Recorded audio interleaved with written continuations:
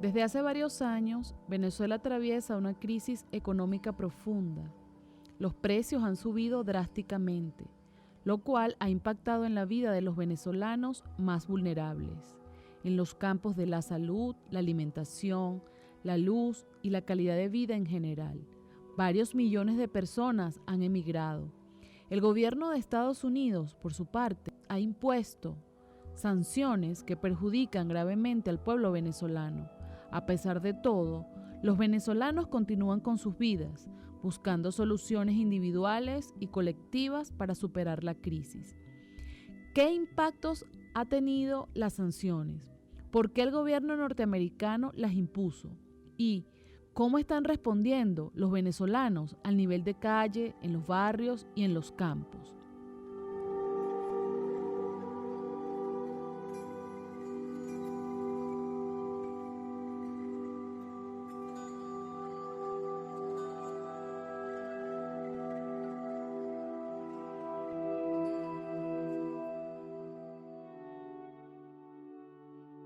Desde la primera elección del presidente Hugo Chávez en 1998, el gobierno de Estados Unidos se ha dedicado a la subversión en Venezuela. Su presidencia representaba un desafío al reino de los capitalistas y al control que el gobierno estadounidense históricamente ejercía sobre el país. A pesar de sus fallas y contradicciones, el gobierno de Chávez presidió cambios progresistas importantes en los campos de la educación, la salud, la vivienda, el transporte y el impulso a los consejos comunales y las comunas, formas de la democracia participativa. Desde el punto de vista de Washington, era una amenaza. El imperialismo norteamericano es importante acabar con la revolución bolivariana, no solamente por las relaciones económicas fundamentales, sino por lo que ha expresado Venezuela en América Latina, este proceso bolivariano.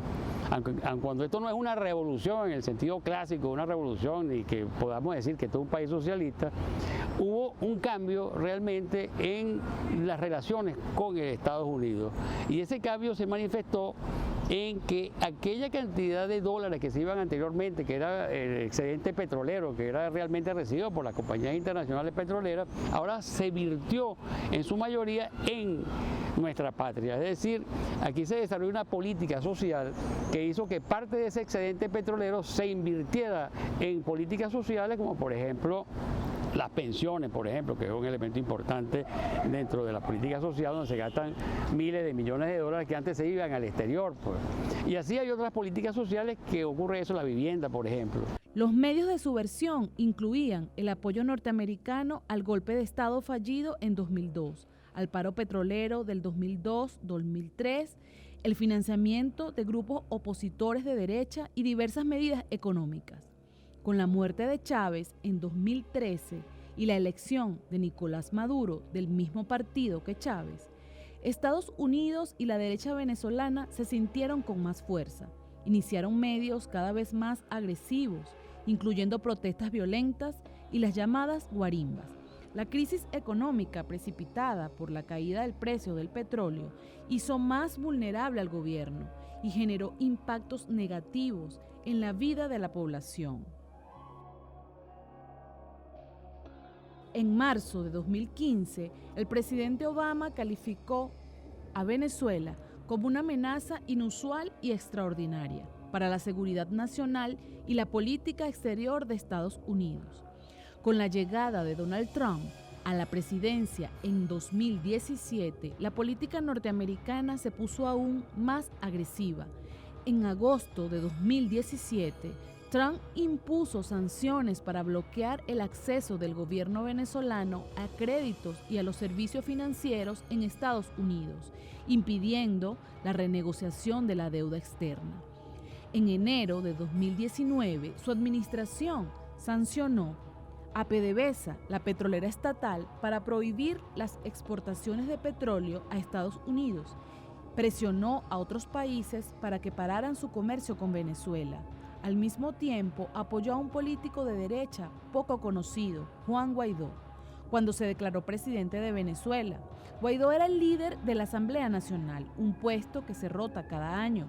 manipuló el artículo 233 de la Constitución venezolana, el cual permite que la Asamblea Nacional reemplace al presidente electo en caso de que el presidente abandone el cargo, lo que el presidente Maduro obviamente no había hecho. Con el reconocimiento a Guaidó, varios países poderosos empezaron a denegar el acceso del gobierno venezolano a sus activos en el exterior. Según el gobierno, para mediados de 2019 habían congelado, robado más de $5.000 millones. We're looking at the oil assets. That's the single most important income stream to the government of Venezuela. We're looking at what to do to that. Aunque decían estar promoviendo la democracia, al enfrentar un gobierno autoritario, los oficiales de Estados Unidos a veces confesaron sus objetivos reales. We're in conversation with major American companies now that are either in Venezuela or in the case of Citgo here in the United States. I think we're trying to get to the same end result here. You know, Venezuela is one of the three countries I call the troika of tyranny. It'll make a big difference to the United States economically if we could have American oil companies really invest in and produce the oil capabilities in Venezuela. En Venezuela, la crisis empeoró. Según el mismo Banco Central de Venezuela, entre 2013 y diciembre de 2018 el PIB cayó en 47,6%. Eso implica una destrucción de prácticamente la mitad de la economía. La producción del petróleo, el cual constituye el 99% de las exportaciones venezolanas por valor, cayó agudamente. Una caída de cerca del 70-75% de la extracción petrolera y la exportación petrolera ha caído dramáticamente. Mientras tanto, la inflación se fue para el cielo. Para el mismo Banco Central, la inflación de 2018 fue 130.000%. Para otros investigadores fue cerca de 1.000.000%. ¿El bloqueo cómo afecta a Venezuela? Bueno, como vemos, si Estados Unidos prohíbe, el gobierno imperialista prohíbe la compra y la comercialización de productos en Estados Unidos, Venezuela entonces no puede comprar los insumos y las materias primas que necesita para la industria, así como tampoco puede tener los repuestos para esa industria, ni todo lo que es los servicios tecnológicos. En el nivel de vida cotidiana, estos indicadores se manifestaban en diversas ramas de la sociedad, tales como la electricidad. Lógicamente ha impactado dentro del sector y fundamentalmente hacia la base de los trabajadores. Ha tenido implicaciones en el tema de la organización propia de los procesos del desarrollo y la planificación técnica, pero al mismo tiempo se ha ido dimensionado aún más, se ha pronunciado aún más en el tema de la deserción de gran parte de los trabajadores técnicos, repercutido dentro de la calidad de vida hacia los usuarios, hacia el pueblo trabajador, hacia el pueblo en general. En los primeros meses de 2019 hubo varios apagones nacionales, dando ocasión a acusaciones de sabotaje industrial. Ciertamente hay una intencionalidad producto de la política, como dije anteriormente, la política del gobierno de Estados Unidos en descuartizar este gobierno, descuartizar toda la estructura organizativa, sobre todo de las empresas estratégicas, en el caso particular de Corpelé, que es la médula del desarrollo industrial, del desarrollo de potencia, un sabotaje orquestado, pero al mismo tiempo por las políticas que se vienen agudizando, el tema del suministro de los equipos, el tema de no poder comprar maquinaria y equipos fundamentalmente para estabilizar el sistema, implican en un desmejoramiento pues, del sistema como tal. Pero la manifestación más grave de la crisis es, sin duda, en el campo de la salud. Las sanciones de los Estados Unidos nos han perjudicado mucho. mucho, porque nos han bloqueado todo lo que es medicina y alimentación, ¿verdad? Y nos cuesta mucho. Yo te puedo decir que, poner mi ejemplo, pues, de que yo me tomo mis pastillas y no las he conseguido porque son muy caras y no se consigue. Aquí no se consigue. Hay que mandarlas a buscar para afuera para poder tomar un medicamento. Pues. Por ejemplo, yo tomo Eutiro. Tengo más de 5 años que no la tomo porque no la consigo. Y donde la consigo está muy cara, pues. Y no la he tomado más. Hay también una retención o un impedimento en el pago, o sea, Venezuela tiene la plata, pero el banco no le quiere procesar el pago para importar vacunas.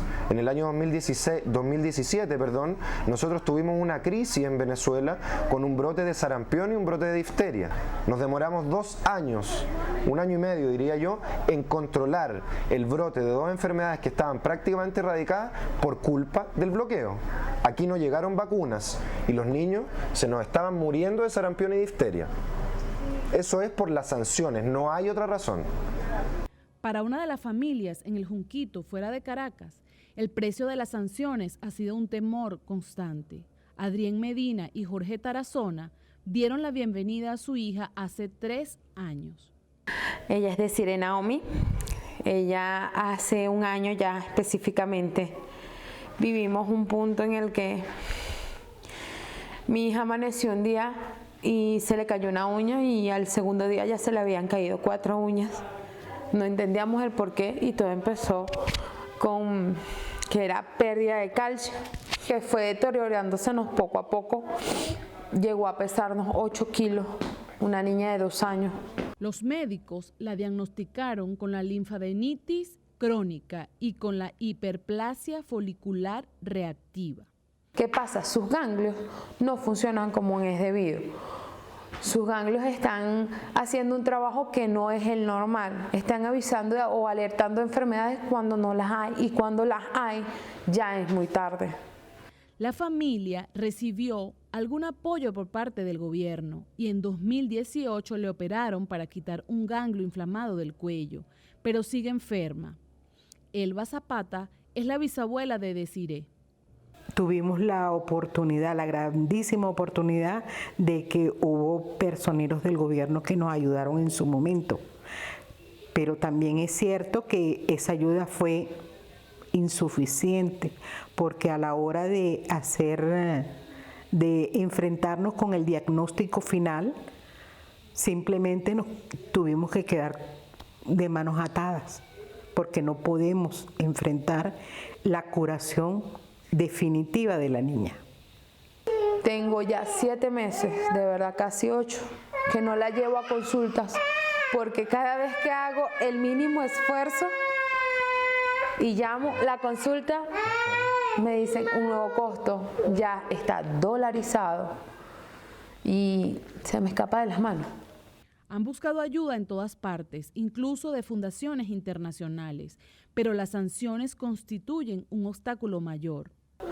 Puedo decir que pedí ayuda a muchas fundaciones y por lastimosamente el bloqueo que hay nos dijeron que a Venezuela no le estaban prestando ayuda. Quien están afectando es al pueblo de a pie, el que sale todos los días a trabajar, el que tiene que ver por sus hijos, el que tiene que ver por sus ancianos, que ve que cada día la situación para, y le hago énfasis desde el primer momento a esos 2 sectores de la sociedad, porque son los sectores más vulnerables, desde mi punto de vista, son los sectores más vulnerables de una sociedad, tanto los ancianos como los niños. De quienes estamos sufriendo somos nosotros, el pueblo, los de a pie.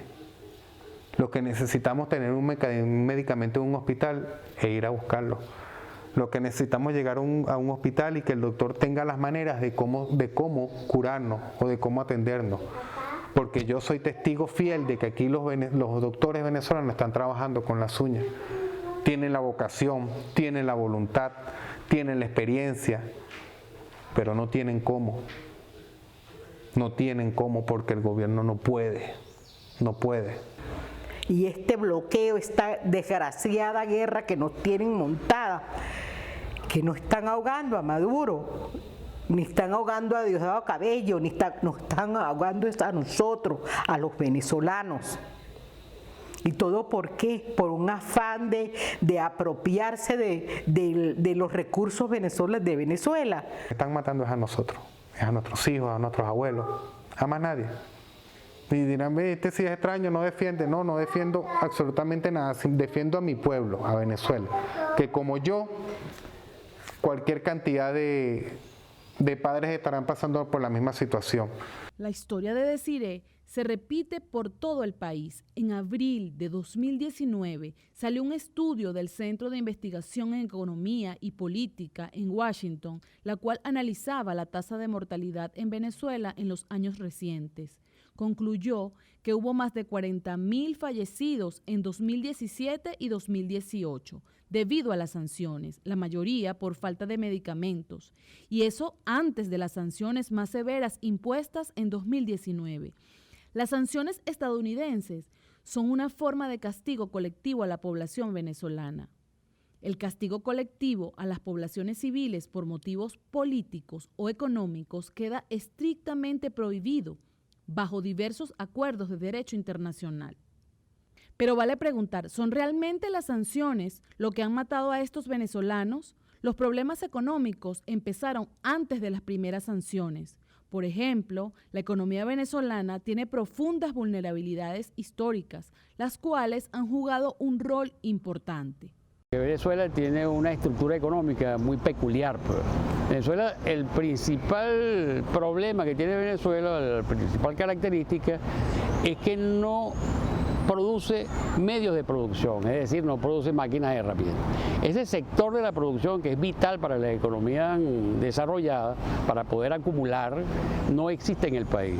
Eso significa entonces que todos los maquinarias de equipo, por ejemplo, los tornos, los taladros de columna, todo lo que significa industria es importado, tiene que ser importado. Entonces la burguesía venezolana tiene que participar del mercado internacional para poder montar sus empresas. Ellos tienen que repartir parte de la plusvalía, tienen que compartirla con las burguesías del resto del mundo que sí producen los medios de producción. Porque nosotros dependemos del valor de retorno de la exportación de petrolera para poder importar los bienes necesarios para producir.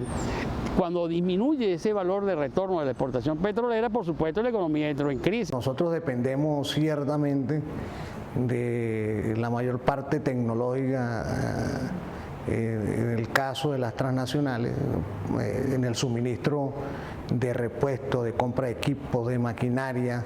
Eso ha afectado mucho el desenvolvimiento técnico de la cual nosotros veníamos desarrollando desde hace un tiempo para acá. Se ha profundizado un poco más el tema diametral, pues, de esas políticas que ha venido desarrollando el gobierno norteamericano en agudizar la crisis, en seguir profundizando la crisis en el tema económico. Además de estos problemas estructurales, muchos venezolanos insisten en que el gobierno venezolano comparte al menos una parte de la culpa. Por ejemplo, mantuvo una tasa de cambio fija durante muchos años, la cual generó problemas graves cuando el precio del petróleo decayó y no había tantos dólares disponibles. Se abrió una brecha grande entre la tasa oficial y la paralela, resultando en una aguda depreciación de la moneda. Mientras tanto, el gobierno seguía subvencionando a los empresarios privados al darles la tasa preferencial para conseguir dólares para las importaciones. Esto intensificó el problema de la corrupción, la cual sigue siendo grave tanto en el Estado como en el sector privado. Las primeras sanciones financieras arrancan a mitad de 2017. Ya a mitad de 2017 el PIB había perdido 30% y lo que hacen las sanciones es dificultar la recuperación y ahondar la crisis, pero la crisis ya se había manifestado. Yo pienso que esto va de parte parte y parte, 50% y 50%. 50% el gobierno estadounidense y 50% el gobierno venezolano. Porque pienso que tiene repercusión la sanción, porque para nadie es un secreto que Venezuela recibe medicamentos importados y que el gobierno estadounidense tiene como un nivel de influencia también sobre algunos empresarios que se manejan a nivel aquí en Venezuela, pues, y que varios empresarios se han ido del país por la situación que estamos viviendo. Entonces, por supuesto que las sanciones no son lo único, pero sí, efectivamente, un país que hace, ¿qué te digo?, 8 años, 10 años, era un ejemplo en salud en Latinoamérica, no me explico cómo si el gobierno es el mismo, hoy resulta que nos enfrentamos a una situación de escasez, nos enfrentamos a una situación de pacientes muertos en los hospitales por falta de insumos y medicamentos. Si bien la injerencia de Estados Unidos no creó por sí misma la crisis venezolana, no hay ninguna duda de que ha empeorado mucho las cosas. Esto queda claro si consideramos la producción del petróleo en Venezuela y Colombia, su país vecino, entre 2013 y 2019. Con la baja de los precios mundiales, la producción en los dos países bajó. Cuando los precios empezaron a subir otra vez, la producción en Colombia se recuperó levemente, mientras que en Venezuela entró en caída abrupta, perdiendo así 8.4 mil millones de dólares en ingresos, ya para finales de 2018. La gran diferencia en el caso venezolano fue la imposición de las sanciones financieras en 2017 y luego las petroleras en 2019. Sin los ingresos correspondientes, Venezuela no ha podido importar bienes básicos como los medicamentos. En ausencia de las sanciones, había un chance de que el gobierno corrigiera el camino, pero las sanciones lo hacen casi imposible, y mientras más se cae la producción en Venezuela, más personas morirán. Venezuela está muy mal en el sistema de salud y no lo voy a achacar solamente a problemas internos, me parece que es más bien a problemas externos. Cuando me refiero a problemas externos es que nosotros sabemos del bloqueo que nos tienen, que es muy fuerte. Yo puedo hablarte con documentos en mano. O sea, mi hija nació en el año 2016 y son perfectamente verificables por ti. Mi hija nació en una clínica del Estado. El Estado tenía clínicas en Caracas donde costea, sea cesárea, parto normal, simplemente tú cumples con tu seguro social, tú cancelas tu seguro social, tú estás al día, sí, tú tienes derecho, tú octavas a un cupo en la clínica para poder aceptarlo. Esto fue en el 2016 y aquí están los documentos para verificarlo. Al 2018, cuando a Desiree se le presenta la enfermedad que se le presenta, que volvemos a utilizar el sistema de salud nacional, o sea, el cambio fue enorme. En dos años se vino abajo. Como repito, fuera de los factores internos, sé y me consta que han sido más por factores externos. Yo estoy convencido del bloqueo que está vulgarmente matándonos a nuestros hijos y a nuestros ancianos. De hecho, el propósito de las sanciones es precisamente eso. Ante cualquier desafío a su poder en América Latina, Washington ha tratado de hacer colapsar la economía del país, castigando colectivamente al pueblo para que derroque su gobierno. En Cuba, después de la revolución de 1959, el bloqueo económico formaba parte central de la estrategia imperial. Se debe llevar a cabo ya todos los medios posibles para debilitar la vida económica de Cuba, para sacar el mayor avance en privarle de dinero e importaciones, para disminuir los sueldos monetarios y reales, para generar el hambre, la desesperación y el derrocamiento del gobierno. En Chile, en 1970, cuando fue elegido democráticamente el socialista Salvador Allende, respondió igual. El presidente Nixon mandó hacer gritar la economía para que Allende no fuera exitoso. Y con Venezuela en marzo de 2019, el secretario de Estado, Mike Pompeo, manifestó su felicidad al describir el sufrimiento del pueblo de Venezuela. Are you satisfied with the pace of the momentum behind Guaido? We always wish things could go faster, but I'm very confident that the tide is moving in the direction of the Venezuelan people, and will continue to do so. It doesn't take much for you to see what's really going on there. The circle is tightening. The humanitarian crisis is increasing by the hour. I talked with our senior person on the ground there in Venezuela last night at 7 o'clock or 8 o'clock last night. You can see the increasing pain and suffering that the Venezuelan people are suffering from. El cinismo imperialista es de tal magnitud que ellos cercan al país, impiden que entren alimentos, que entren medicinas, y entonces cuando se produce una crisis humanitaria en el país producto de sus acciones, de las acciones del imperialismo, entonces sale Pompeo diciendo que hay crisis humanitaria en este país y hay que cambiar el régimen porque la culpa la tiene el régimen que es representado por Nicolás Maduro. Y ellos van a utilizar cualquier tipo de excusa para poder destruir este país, tomarlo y ponerlo al servicio de las empresas multinacionales, de todo lo que son las materias primas que hay aquí en Venezuela. Leímos las palabras de Pompeo a Marta Grajales, una militante en un barrio de Caracas.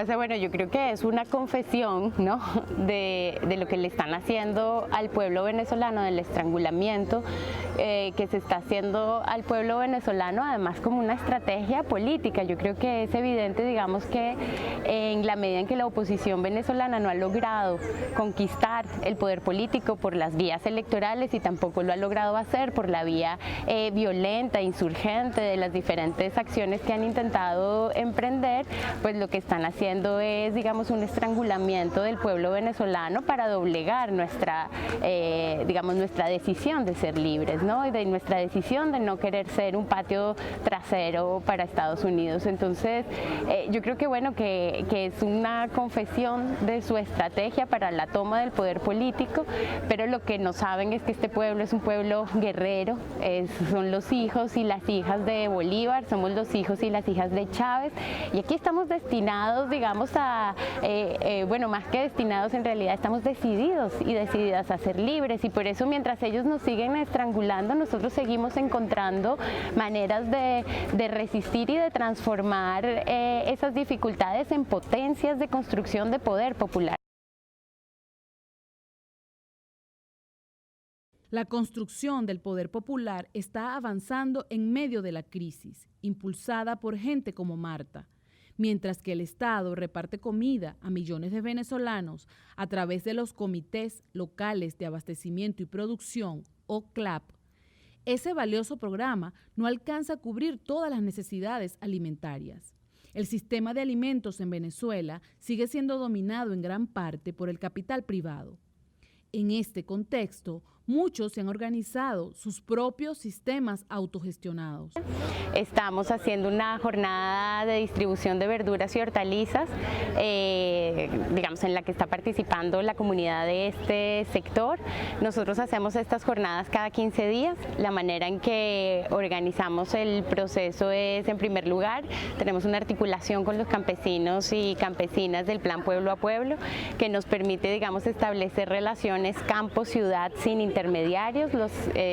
Digamos, este proceso ha permitido eliminar a los intermediarios de la cadena productiva, y en ese sentido ha permitido que los campesinos y las campesinas reciban digamos, un mayor ingreso por su fuerza de trabajo, y las comunidades organizadas podamos acceder a alimentos, digamos, con un ahorro muy importante respecto de los precios del mercado. Digamos, aquí lo que ocurre es que el camión viene cada 15 días desde Carache, Estado Trujillo, en función de la cantidad de familias que se incorporan en la jornada. Nosotros distribuimos los alimentos por partes iguales, de manera que todas las familias que participan puedan llevar la misma cantidad de alimentos, o que en todo caso la cantidad de alimentos a la que exceden esté determinada por su capacidad de ingreso y no porque hay un proceso de acumulación entre algunas personas por parte de la comunidad, ¿no?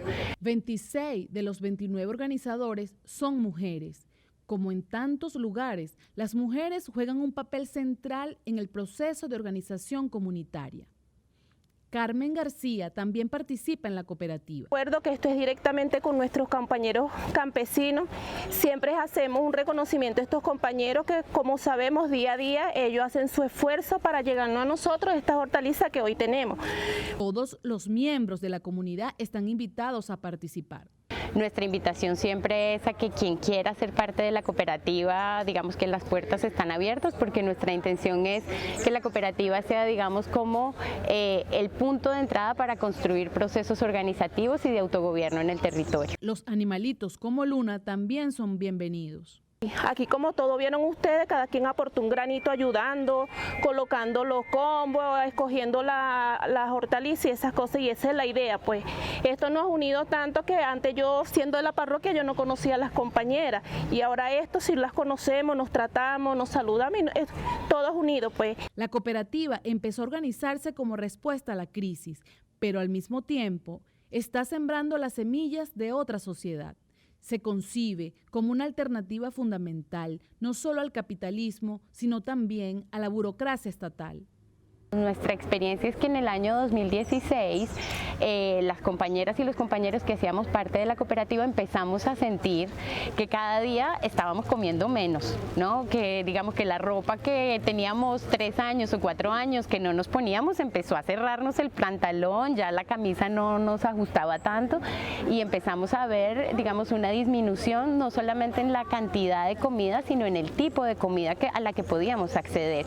Y fue justamente esa coyuntura la que nos impulsó a organizarnos en este proceso, digamos, para que además pudiéramos también limitar el nivel de dependencia nuestra respecto de las bolsas del CLAP. Nosotros reconocemos que la bolsa del CLAP es un esfuerzo muy importante que viene haciendo el gobierno nacional por disminuir los impactos del bloqueo, pero creemos que el poder popular no puede simplemente reducirse a esperar a que venga una bolsa. Esta iniciativa, digamos, además de responder a una de las necesidades más sentidas que tenemos en Venezuela en este momento, que es el acceso a alimentos, digamos, también es una estrategia de organización y de politización frente a la crisis, ¿no? Nosotros desde la cooperativa y desde el colectivo Surgentes creemos que, digamos, el socialismo en el territorio se construye a partir de construcción de poder desde abajo, de fortaleciendo los procesos organizativos.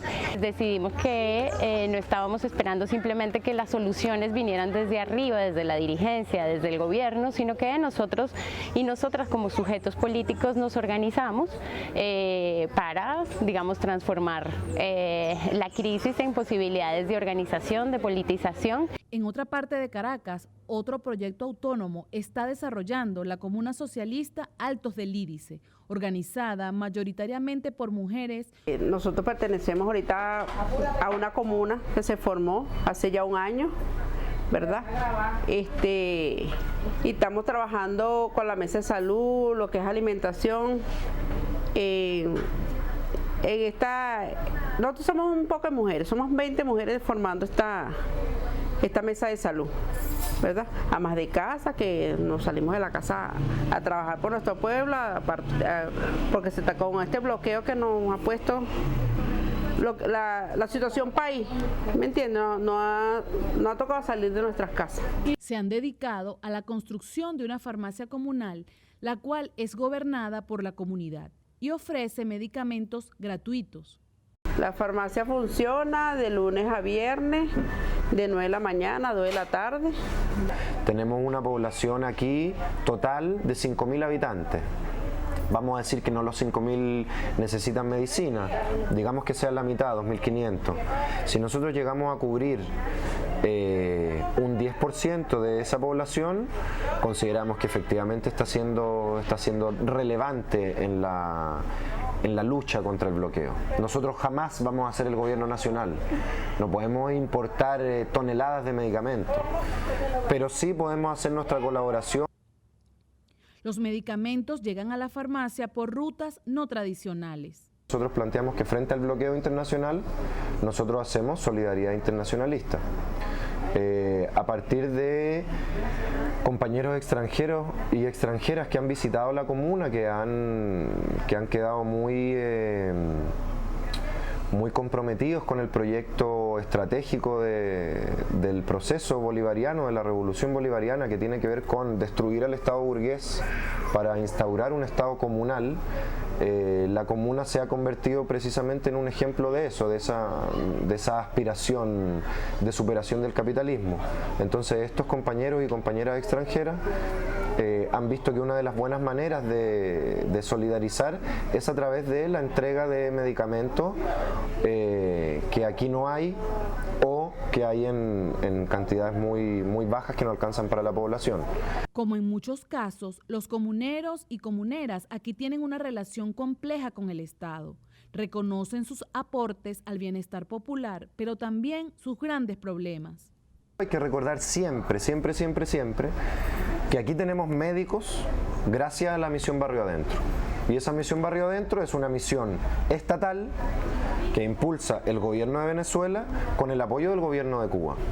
En estos momentos los 3 médicos que tenemos en los 3 consultorios de acá son médicos venezolanos formados en revolución y son médicos que aporta el Estado. Y en cuanto a los medicamentos específicamente, nosotros de manera deliberada no hemos querido aún conversar ese tema con el Ministerio de Salud. ¿Por qué? Porque efectivamente uno de los grandes problemas que enfrentamos en la revolución es la corrupción.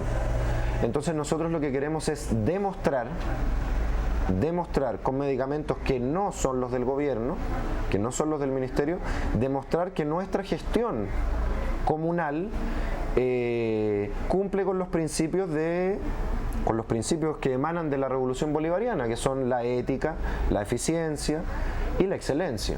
Ante la corrupción, la comuna propone un sistema de transparencia participativa en el cual hay asambleas comunales cada mes para rendir cuentas. Creo que la corrupción es algo extendido y que cada uno la tiene que combatir donde la puede combatir. Aquí no le tememos a la luz, porque lo único que derrota la corrupción es la luz. Estos proyectos y miles de otros en Venezuela son estrellas en la oscuridad, pero no son capaces en sí, al menos por ahora, de resolver la crisis. Gran poder queda en manos de los gobiernos, los capitalistas y los pueblos en los países poderosos. ¿Qué mensaje tienes tú para Estados Unidos? Como venezolana, sin inclinarme a ningún partido político, pienso que creo que está fuera de lugar. Venezuela tiene un presidente y creo que nosotros nos tenemos que regir es por las leyes que están aquí en Venezuela, no por opiniones norteamericanas, opiniones de extranjeros. Pienso que durante años hemos sido un país autónomo y pienso que, que antes de tomar una sanción en contra de los venezolanos, también tienen que tomar en cuenta qué opinamos los venezolanos. Pienso que Venezuela tiene la capacidad para salir de la dificultad que estamos viviendo sin menester de recibir opiniones que quieran aplastarnos o a veces demigrarnos de lo que estamos viviendo. No le vamos a permitir a nadie que venga a avasallarnos, a imponernos su criterio. No necesitamos el criterio, necesitamos ayuda, sí. Pero ¿cuál es la ayuda que necesitamos? Que revoquen todas esas sanciones horribles, que lo que están es ahogando al pueblo de Venezuela. Solo tiene 2 años, apenas va a cumplir 3. Apenas va a cumplir 3. Quiero bailar el vals con mi hija. Quiero verla casarse.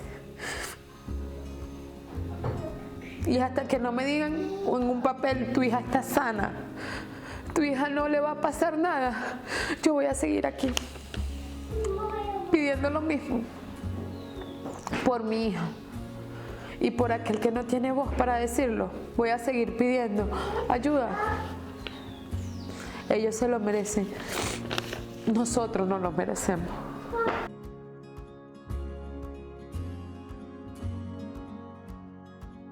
Mi hija es solamente un granito de arena entre los 30 millones de venezolanos que somos. Que el 1% que esté pasando por cualquier tipo de enfermedad, ya es decir bastante. Señores, cambien su política,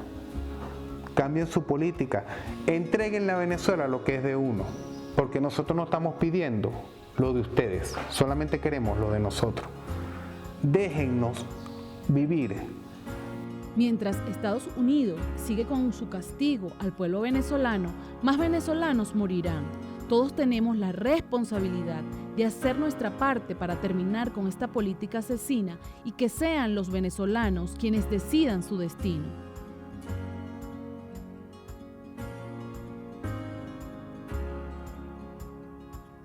Para colaborar en la compra de medicamentos que ayudarán a Desiree y a otros venezolanos, visita la siguiente página web.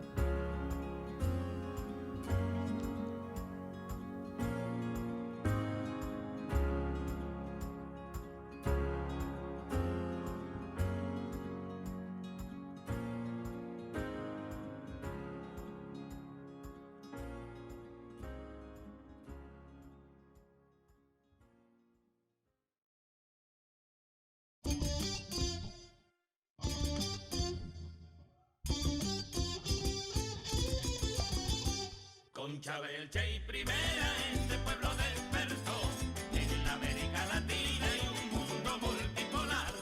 El paladín del 21 no lo podrán derrotar. El águila norteña ha comenzado a temblar, derrumbando sus cimientos en un lodazal de mar. Se hundirá profundamente el imperio del Diosán, derrumbando sus cimientos en un lodazal de mar. Se hundirá profundamente el imperio del Diosán. Suena mi gaita con Chávez, Che y Primera. Se conjuga en Hugo Chávez, Miranda, Bolívar, Che, y la canta de primera hace un pueblo renacer. Cual ave fénix emerge como pompas de jabón, ingrávido se levanta el pueblo en revolución. Chávez encarna el coraje creando una mentalidad, profesando por doquiera amor, paz y libertad. Hoy hay risas en los niños y en la gente no hay temor, está segura y bravía de andar en